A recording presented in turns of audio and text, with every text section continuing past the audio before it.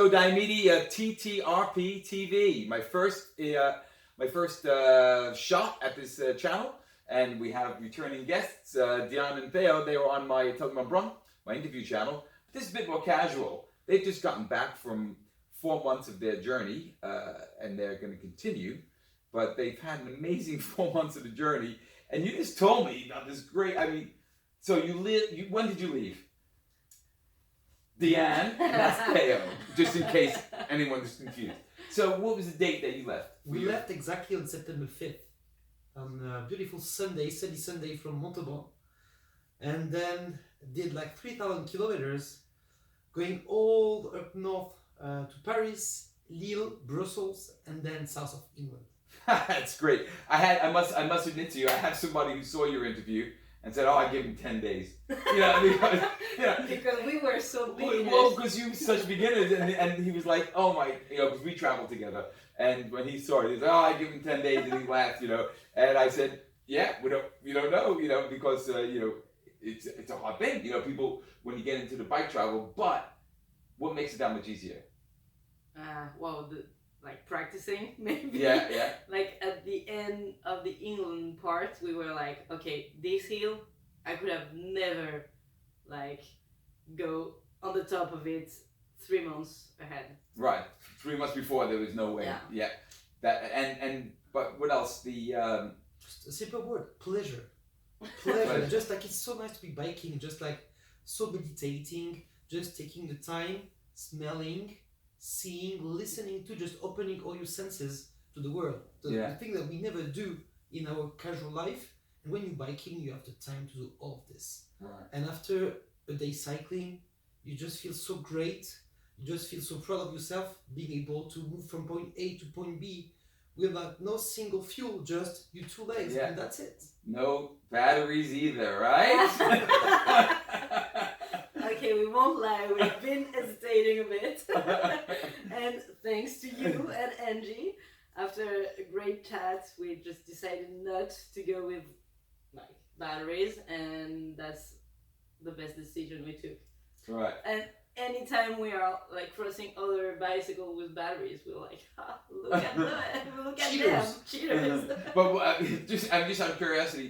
So why do you think it is the best? The best decision you took, because you felt you're more in shape for it. You're less dependent on where am I going to charge up, and your bike is less heavy.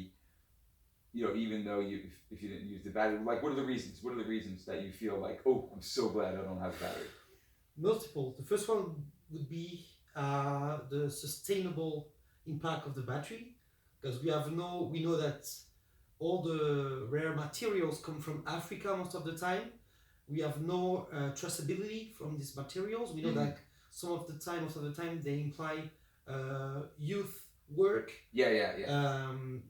Well, they're called in English, at least we call them conflict materials. Conflict materials. So it's some sort of conflict, either a real conflict like a war, or a conflict, like you say, youth. It conflicts our own interests, and there's actually there's so many different connotations to that conflict material, because they do impose some sort of conflict by the time they get into that battery, or unfortunately into this phone that we're recording with. Many things. It's a tough one, isn't it? So first I would say not getting involved in these conflict materials on the sustainable point of view, and after as we are trying to inspire people to get involved in the ecological transition, we are also inspiring people to get on a bike, to ride a bike, and so we're not inspiring them to ride a bike with battery. So that's super. And like you said in the beginning, you saw that hill in England that there was no way you were going to get up, but 2,000 kilometers later, you go. It's like before you went on your trip.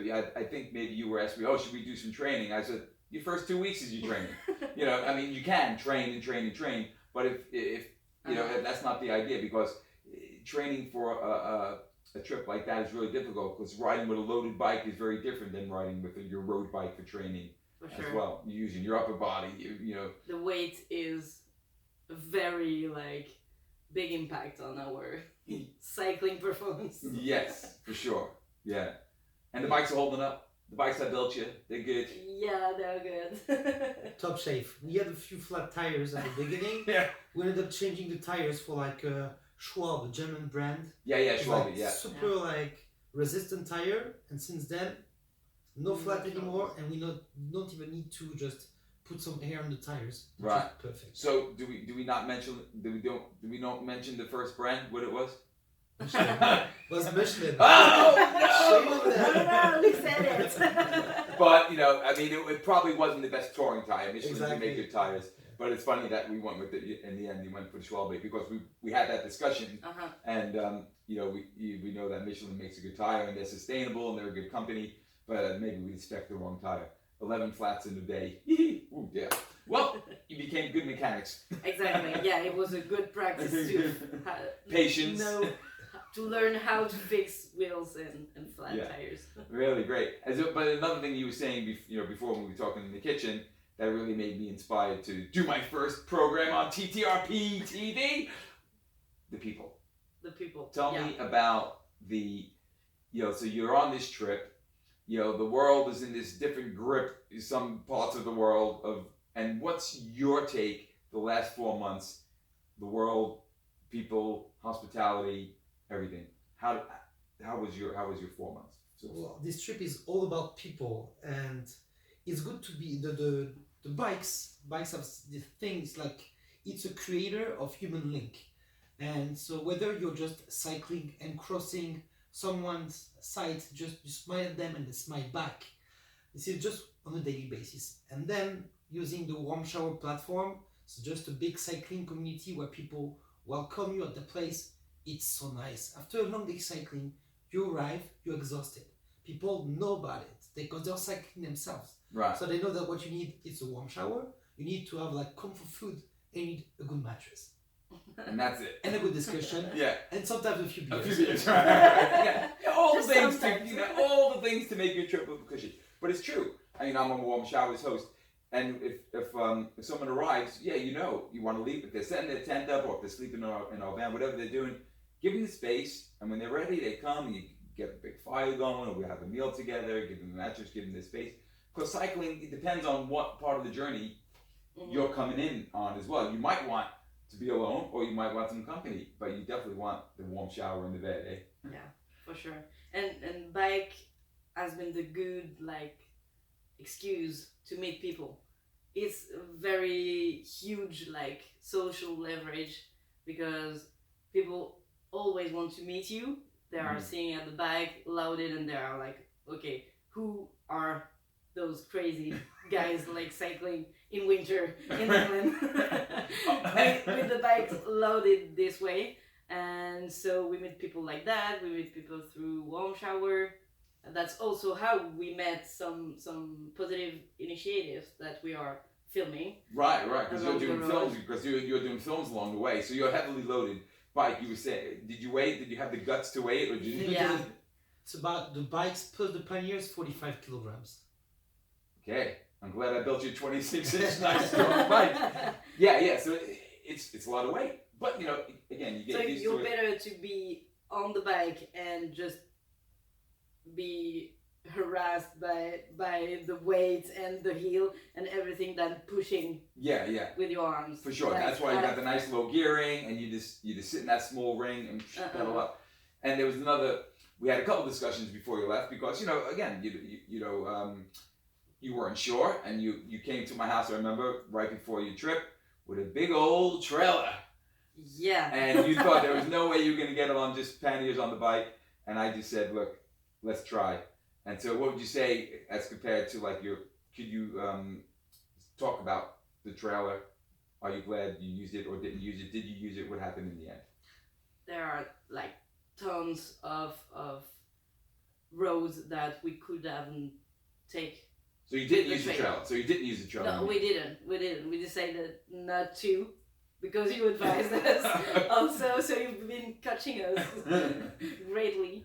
And I had a lot of positive Joe. Oh, thank you, Joe.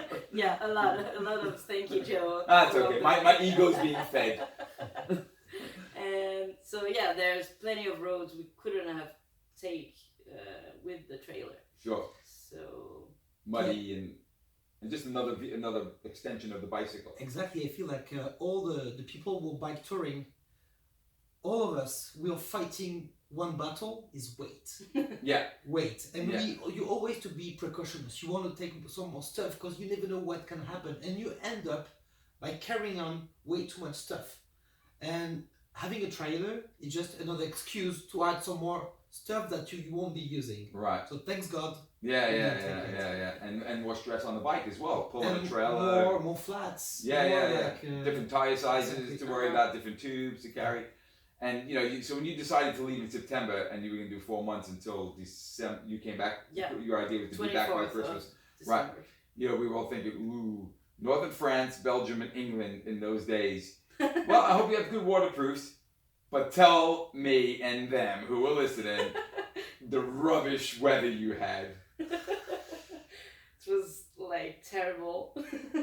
Come on. Okay, you say it. No, we got extremely lucky. We only had 4 days of rain 4 days of rain. on the bikes. A day a month, basically, in Northern Europe in sort of late autumn, winter. Wow. Yeah, That- that's just unbelievable. But you did ask me on that as well, didn't you? And I said, look, try not to have the rain. Because you were saying, should we have rain or not rain? I said, no, do no rain. No battery, no trailer, no rain. And so it was good advice. Don't use the rain. Don't use the rain. Yeah. To be honest, we had look at the video, at the meteo, Yeah. Okay, should we stay one more day here? It's raining tomorrow. Okay, let's have day off Yeah. and bike tomorrow. Yeah. But 4 days or 4 months. Yeah. So it was a smart use of technology, wasn't it? Because warm showers, you kind of need a little bit of a connection. Uh-huh. I guess you could have a whole list on sheets of paper and phone numbers. But so the meteo, which is the weather forecast.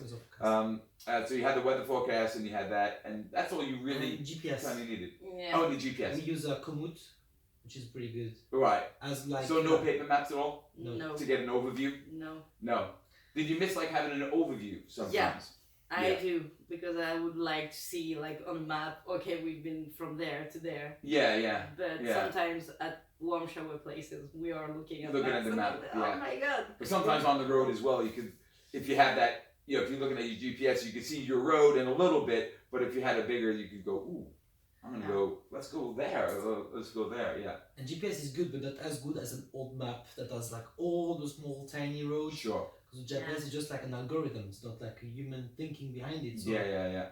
we know The that more adventures, exactly. obviously. What we want is like small roads. Yeah. We want like few cars, and we want nice landscapes.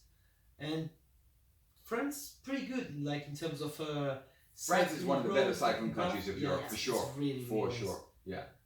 Yeah, you got small roads, you got the D roads, and you got the even smaller roads, the 3 numbers, the 4 numbers. And the people understand cycling. It's a national sport here. And what about, I mean, you didn't use your tent that much because of warm showers, but the few times you did use your tent, what'd you do? Knock on doors, stay in a campsite? Knock on doors. Knock on doors. Yeah. So. And people are very welcoming when you're traveling cycling. Mm-hmm. It's kind of okay, they are doing that, so they should be exhausted, so they are more helpful. Yeah. So tell me the story about the 85-year-old woman. I love that story. Her name is Josette. So Josette. So they pull up to Josette's house. And we were looking for the nicer grass to put our tents and mattress. But how did you wind up at Josette's? Because originally you were camped in the swamp. Originally. We were having a pizza. It was like dark. And it's like, where can we camp? It's like, oh, go behind the city council. And this place was full of mosquitoes, full of like tall grass, and behind the highway. It's like, there's no way you're gonna camp. So you didn't want to camp in the swamp behind the highway. No. Where's your sense of adventure? It's like, we're gonna find something nicer. Right. And then Anne and I were just like, okay, went back to the village and was counting for the nicest grass on each of the garden. And this is why we ended up looking at Josette's door. And just knocked on the door. Night is falling now. It's dark. Yeah. So 2 sweaty cyclists knock on a woman's, you don't know yet, knock on someone's door, and what happens? And she just opened her door and she was like, yeah, sure, make yourself at home in my garden. the tomatoes there, and the salad there, and so we were looking for the best place to camp. And after she came back, and she was like, "Yeah, I just have one question for you. What do you take as breakfast?" Nice, nice, beautiful. I mean, that's the cycle. You know, you just I'm getting ready for my spring tour, and yeah, it's just so nice to hear that people are just so still open and welcoming you in. You got the warm showers working beautifully. I always get their newsletter because I'm a host, and I love reading the stories about these people who just say it's so wonderful, and your stories have been great. So from in the beginning you said, so how many kilometers was it that you've covered so far? 3,000. Yeah.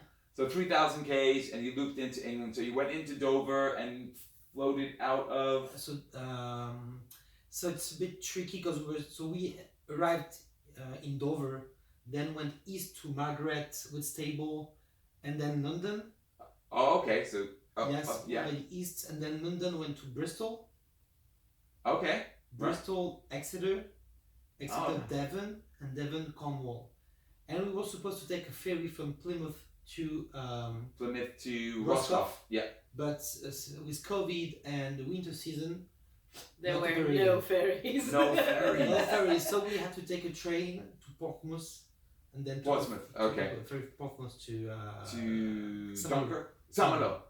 Beautiful. Love landing in Saint-Malo. Because we're taking no flight. Right. No flying. We're Okay. not flying. Nice.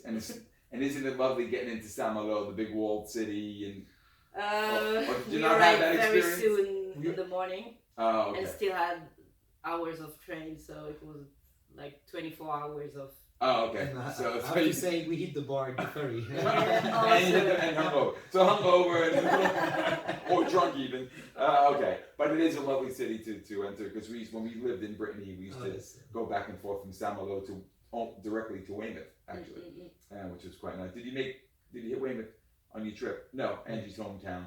It's on the coast there, but you took the train from Plymouth to Portsmouth, did you? Yeah. Right. So train travel. Pedaling. Yeah. Any hitchhiking? Nope. Did you like on a truck or something like that? If you haven't needed. So just trains and bicycle. Yeah, and boats. And boats. Yeah, and boats. So the next leg of your journey. So you made it back to Christmas. You hung out with your families. Yeah. Doing a little work, a little catching up, and then next step is what? Heading south. This time.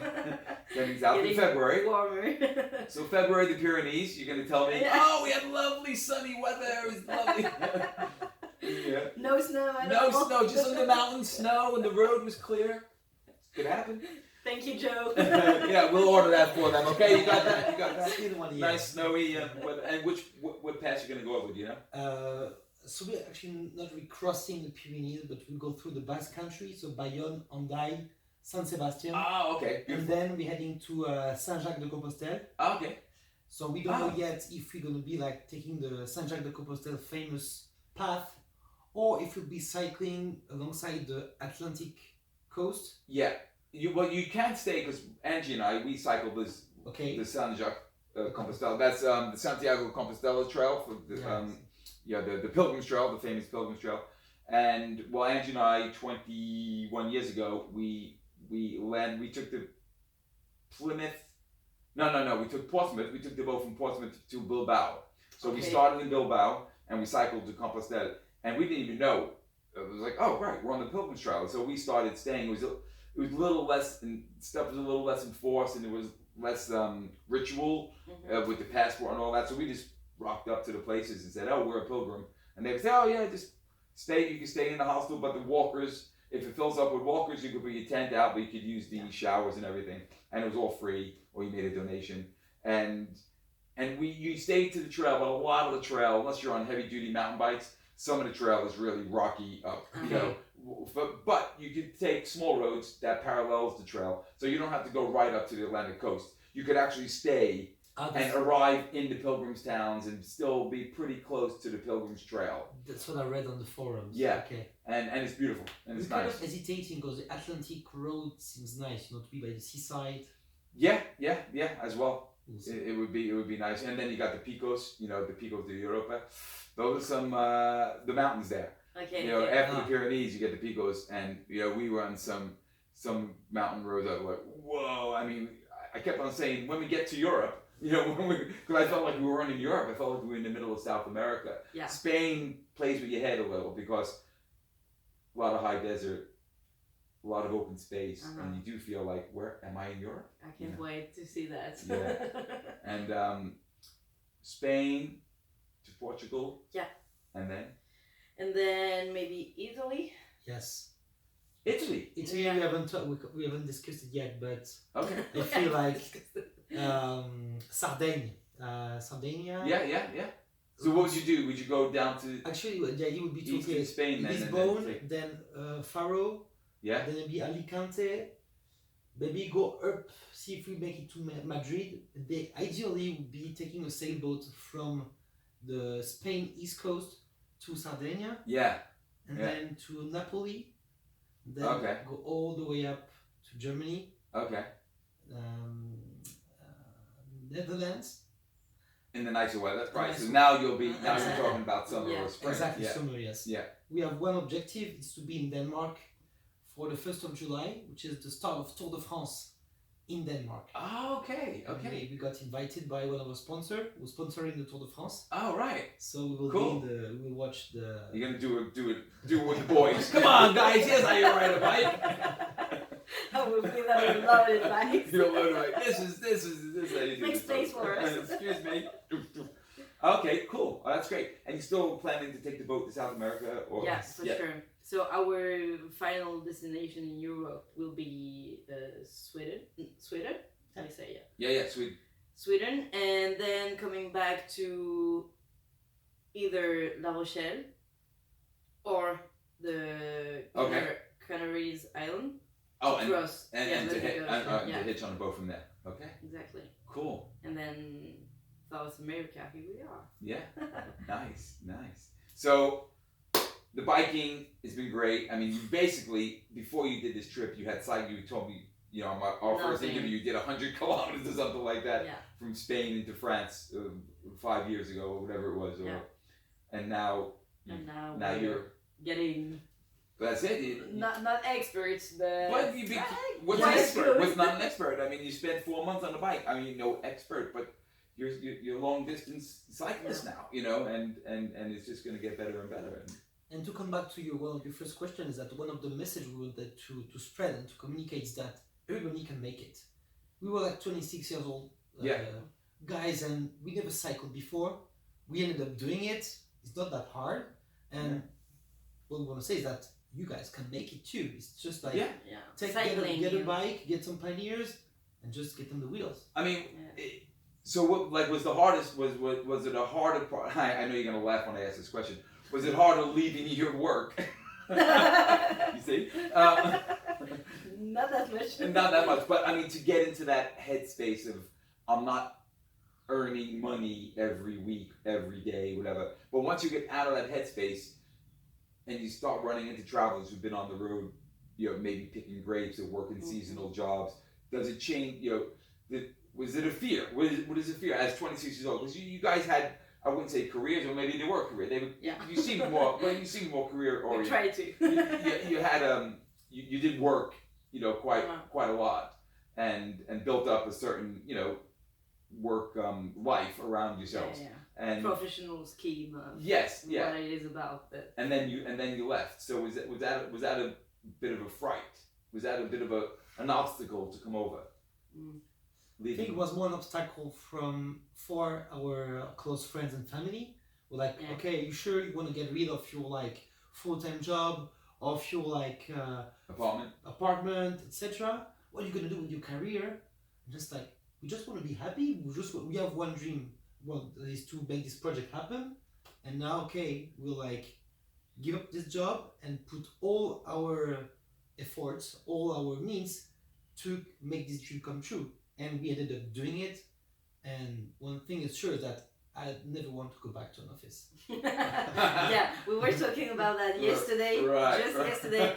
And we were chatting because that's the first day we met since 3 weeks, which is quite wow, because we spent like 24 hours and over 24. since 4 months now.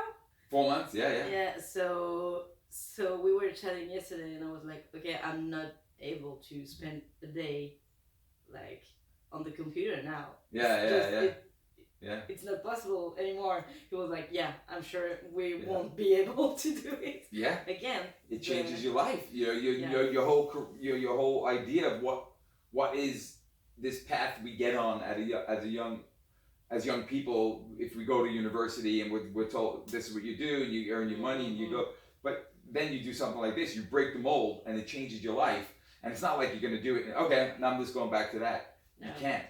But so there's also the fact that we are not just traveling, as this project is kind of a professional one, as we are filming projects, ecological ones, and sharing to the audience, whoever is up to see it. So it's half and half traveling and discovering ourselves. And what we like to do in life, and also this professional part, I would say, where we learn some new skills, are editing a lot of videos and sharing a lot of new ecological projects. So it's half and half, and I think this keeps us like active, like, and in a bettering path of life. But it definitely in a what path? Better. Improving your path. Improving your path. Yeah, sure. But it definitely changes the way we see life and ourselves in the future.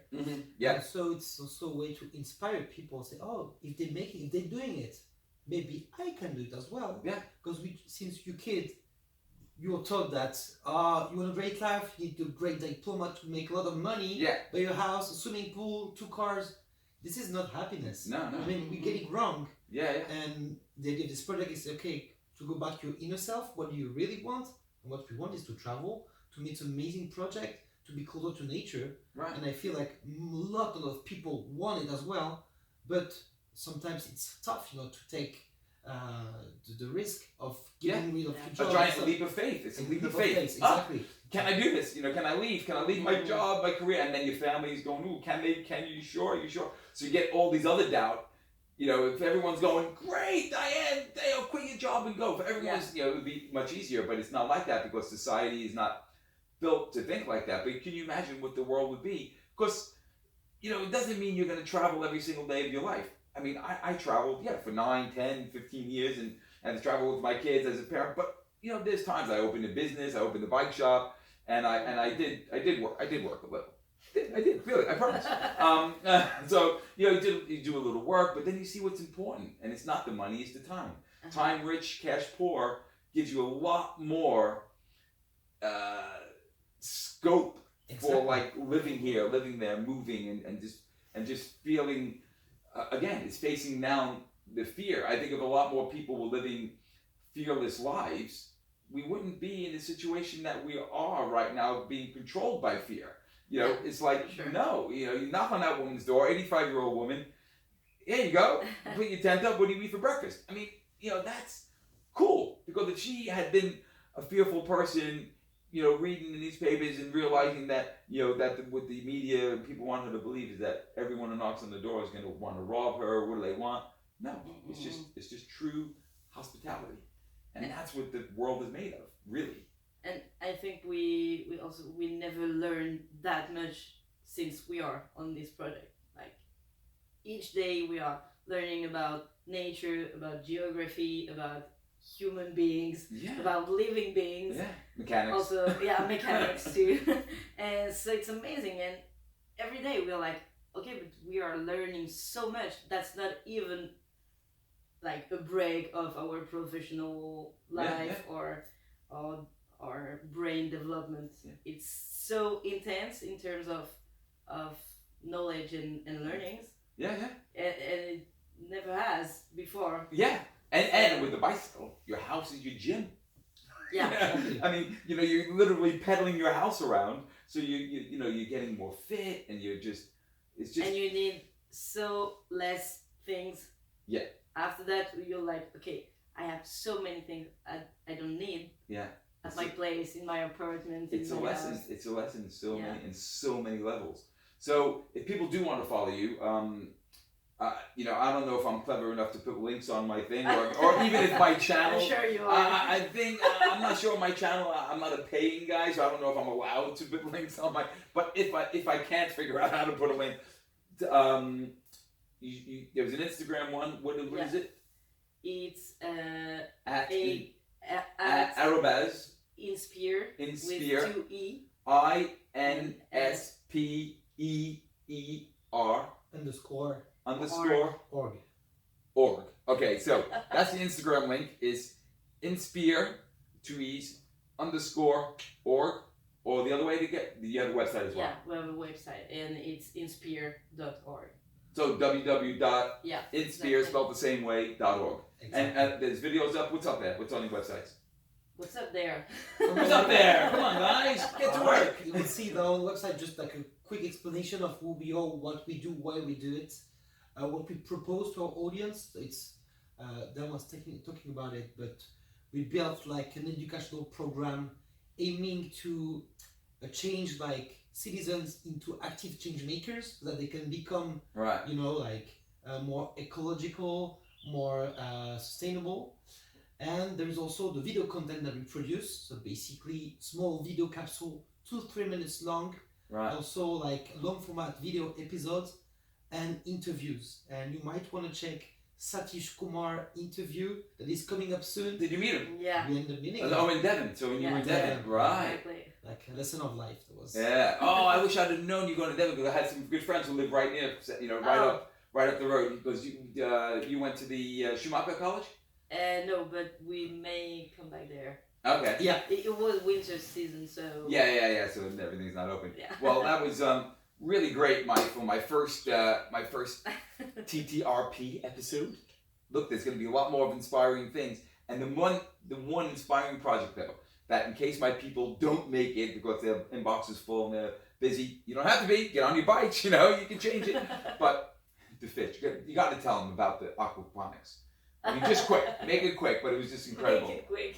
Make it quick, The Dan. first project that we discovered was In Bordeaux. an aquaponic farm. So basically, it's a circular economy farm where you grow fishes, you feed the fishes, and the nutrients from the fishes are gonna feed the plants, and the plants will clean up the water. So it's just like a closed system. You fill the fish they poo, you give nutrients to the plants, and the plant feed the humans.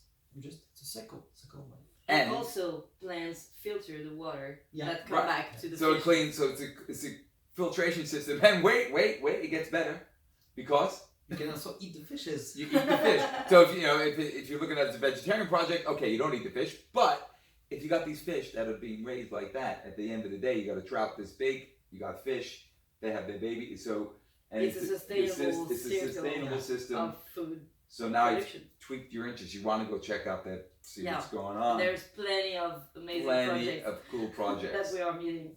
Very good. Okay, Joe Diomede, TTRP TV, saying thank you, Dan and Theo, for my first broadcast. Thank you. You've Thank launched you. my new station. Such an honor.